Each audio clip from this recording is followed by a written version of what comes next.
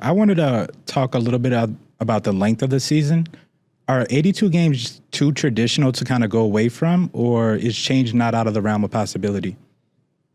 So I'll begin by saying, well, on one hand, I think tradition is very important. You do have to change with the times, and that's been my approach to most things here, which is nothing's off the table. I wouldn't say, some people say, well, you can't change the number of games or the format of the games because it'll impact the historical records. I mean, I think just with any business, you have to be willing to change if appropriate and not just be wedded to the past.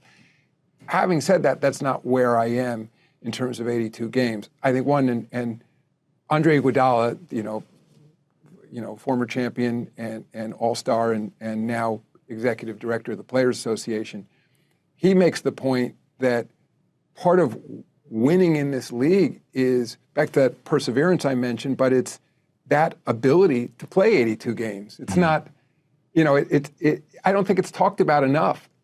There is an endurance aspect to being successful in this league. And in terms of, working through an 82-game season and working at the kinks in your team and, developing as the season goes on.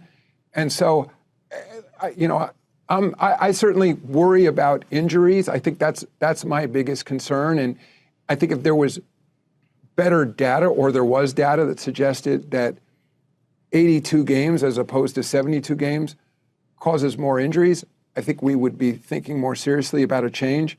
It is true, if you're playing in a game, you're more likely to get injured than if you're not. But that's very different than sometimes this notion that you're more likely to get injured at games, 60 through 82 as opposed to games 40 through 60. And there's no data that suggests that. In fact, what we're seeing is most recently we have a higher rate of injuries early in the season.